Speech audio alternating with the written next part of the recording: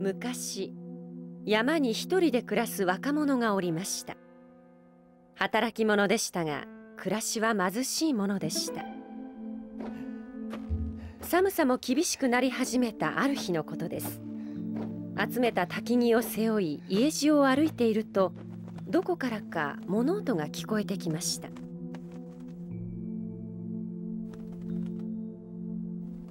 不思議に思った若者がそちらの方へ行ってみると、罠にかかってもがいている美しい鶴がいました。若者は鶴をかわいそうに思い、罠を外してあげました。よし、もう大丈夫だ。これからは気をつけるんだよ。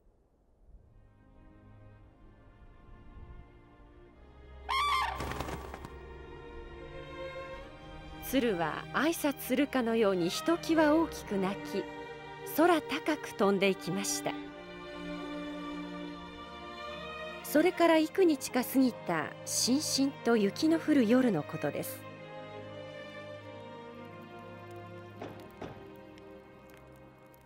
はて、こんな夜更けに誰じゃろう。旅の者です。道に迷ってしまって、どうか一晩泊めてください。それは難儀な。さあ、どうぞ入りなされ。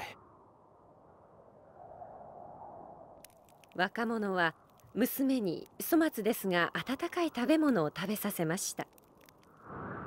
外はいつの間にか吹雪となり、次の日もその次の日も続きました。娘は泊めてもらっているお礼にと、ご飯を作ったり掃除や繕い物をしました。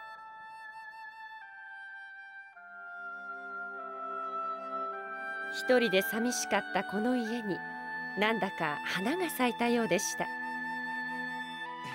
若者は娘がずっと家にいてくれたらどんなにいいかと思いました。このまま雪が止まなければいいと願うほどに。やがて雪が止み、空が青く晴れた日、娘が言いました。私をお嫁にしてください。おら貧しい。いい暮らしはさせられねえ。構いません。あなたのおそばにいたいのです。こうして二人は夫婦になりました。つつましいけれど幸せな暮らしでした。正月も近づいたある日、若者はぽつりとつぶやきました。嫁様も来たことだし、今度の正月はもうちっと晴れやかにしてえな。次の日、娘は若者に言いました。旗を折りたく思いますので、旗場を作ってくださいませんか。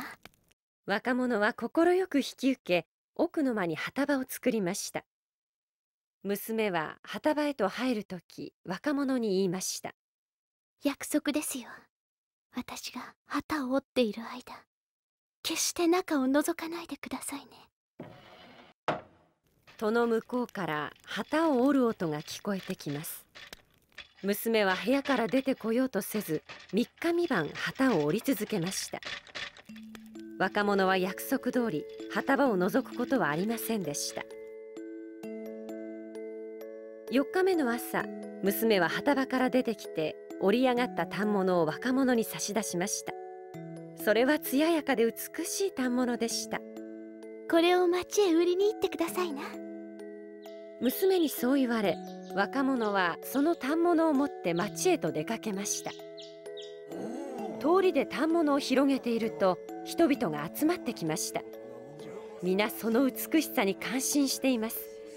反物はすぐに売れてしまい、若者は家に帰ると嬉しそうにその話をしました。本当にたくさん人が集まってな、すごかったんだ。お正月になりました。お金が入ったおかげで、いつもよりおいしいものを食べ、良い年を迎えることができました。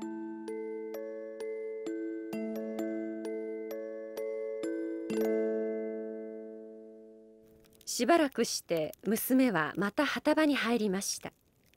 覗かないでくださいね。約束ですよ。娘は昼も夜も旗を折り続け、5日目の朝、やっと旗場から出てきました。織り上がった反物は一層美しいものでしたが、娘は少しやつれたように見えました。町に出ると噂を聞きつけた呉服屋の主人が高い値段で買ってくれました。これでしばらく食うものには困らねえ。まっことありがたい。今度はもっと高く売れただよ。ほんにお前さんの反物はえれえ評判だよ。それから幾日も経たないうちに、呉服屋の主人が若者を訪ねてきました。あの反物を殿様がとても気に入られてな。この次はもっと高く買うと言っておられる。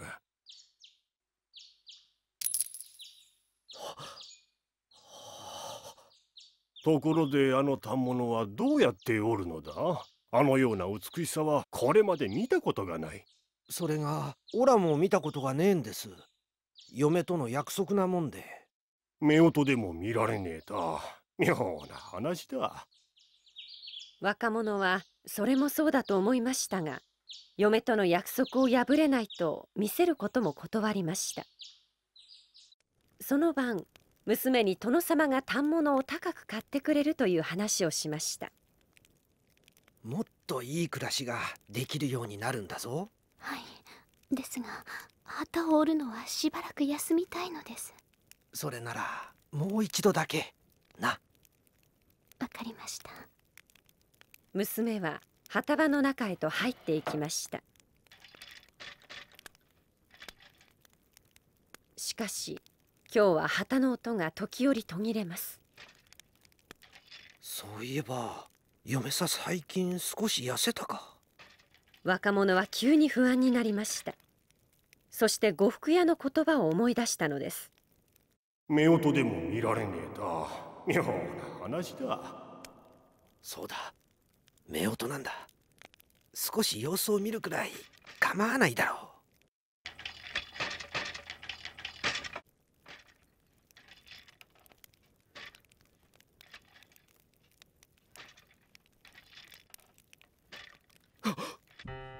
そこには娘の姿はなく、鶴が旗を折っていたのです。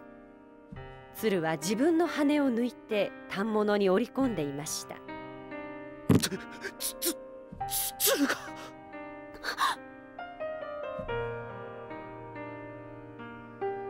そんな。私はあの時助けていただいた鶴です。恩返しがしたくてここまで参りました。あなたの喜ぶ顔をずっと見ていたかったのですが、正体を知られたからにはここにいることはできません。すまねえ、許してくれ。もう旗織りはしなくていいから。そんなどこにも行かねえでくれ。さようなら。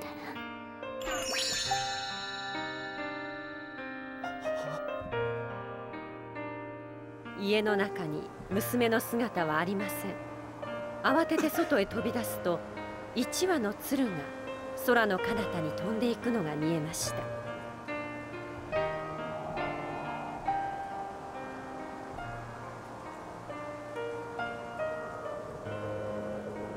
若者は空を見上げ、雪の中でただ立ち尽くすのでした。